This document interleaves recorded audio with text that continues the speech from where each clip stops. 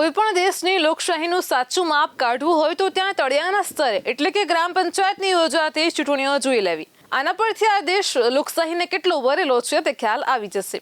ગુજરાતમાં ગ્રામ પંચાયતની ચૂંટણીની તારીખ જાહેર થઈ ગઈ છે। ગુજરાતની 8,327 ગ્રામ પંચાયતમાં ચૂંટણી યોજાવાની છે 22મી જૂનના રોજ, જેના માટે મતદાન થવાનું છે, જ્યારે મત ગણતરી 25મી જૂને થશે।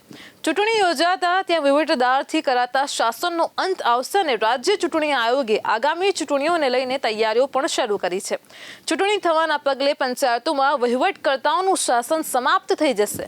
સરપંચ બનવાના દાવેદારોએ એડી ચોટીનું જોર લગાવવાનું પણ શરૂ કરી દીધું છે। આ ચૂંટણી બેલેટ પેપર દ્વારા યોજાશે અને રાજ્યની ગ્રામ પંચાયતોનો કાર્યકાળ 30મી જૂને સમાપ્ત થઈ રહ્યો છે। આમ જે પંચાયતોનો કાર્યકાળ પૂરો થઈ ગયો છે ત્યાં ચૂંટણીઓ યોજાશે અને રાજ્ય ચૂંટણી પંચ કલેક્ટરોને પત્ર લખીને તેમને પંચાયતની ચૂંટણી માટે તૈયાર રહેવાનો આદેશ આપ્યો છે। ગ્રામ પંચાયતની ચૂંટણીને લઈને વિવિધ ગામડાઓમાં પણ ચૂંટણીના પડઘમ વાગવા લાગ્યા છે। દરેક ગામડું જાણે હવે ચૂંટણી માટેની તૈયારીઓમાં લાગી ગયું હોય તેવી સ્થિતિ છે। ગામડામાં તો જાણે સરપંચની ચૂંટણીનો અલગ જ માહોલ હોય છે। સામાન્ય રીતે જે ગામડામાં જે કોમનું પ્રભુત્વ હોય કે વસ્તી વધારે હોય તે કોમનો જ સરપંચ ચૂંટાતો હોય છે। મતદાન કેન્દ્રથી લઈને સ્ટ્રોંગ રૂમ સુધી કડક વ્યવસ્થા સુનિશ્ચિત કરવા સલાહ સૂચનો અપાયા છે। બેલેટ છાપવા, પ્રિન્ટિંગ પ્રેસ, સ્ટેશનરી, આંગળી ઉપર લગાવવા શાહી સહિતનો માલ સામાન પણ ખરીદવા માટે ટેન્ડર પ્રક્રિયા પણ શરૂ થઈ ગઈ છે। વહીવટી તંત્ર, પોલીસ વગેરેને ચૂંટણીનો ડેટાબેઝ તૈયાર કરવા માટે તેમજ મત ગણતરી માટે સ્ટાફને તાલીમ આપવાની કામગીરી પણ હાથ ધરાઈ છે। સરપંચ પદ માટે ઉમેદવારોએ પૂરતી તૈયારીઓ કરી લીધી હોવાનું માનવામાં આવી રહ્યું છે।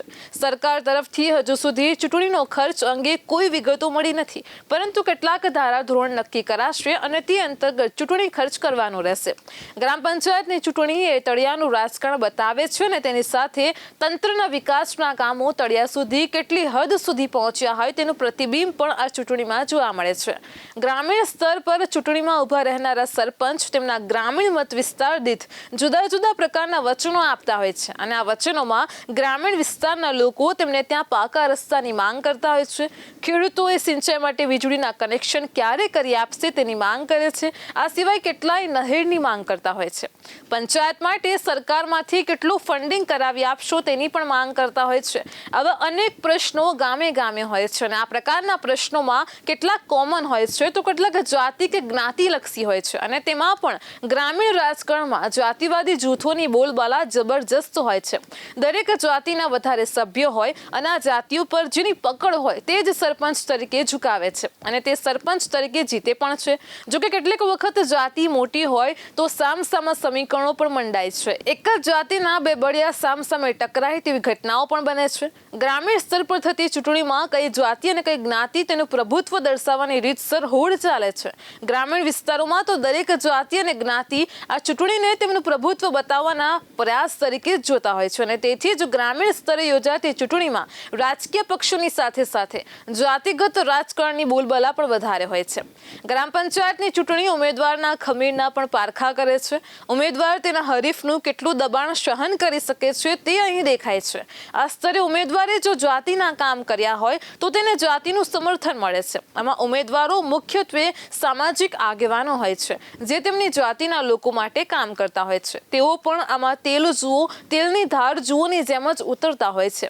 ગ્રામ પંચાયતના સ્તર ઉપર ઉતરતો દરેક ઉમેદવાર તેના સમાજનું સમર્થન ધરાવતો હોય છે। આ સિવાય તે ચૂંટણીના મેદાનમાં ઉતરવાનું વિચારી પણ શકતો નથી। તેથી જાતિની અંદર પણ ઉમેદવાર બનવા માટે ઘણી વખત ભારે સ્પર્ધા જોવા મળતી હોય છે। દરેક પ્રબળ ઉમેદવાર બીજાને બેસાડી દેવા માટે મથતો હોય છે। આ માટે તે સામ, દામ, દંડ અને ભેદનો આશરો લે છે।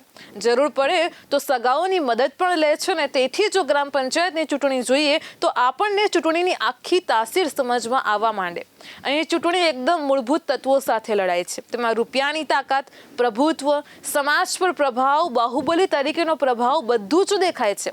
પછી જિલ્લા પંચાયત અને વિધાનસભાની ચૂંટણીમાં આ બાબત વધારે મોટા પાયા ઉપર દેખાય છે। એટલો જ ફેર છે।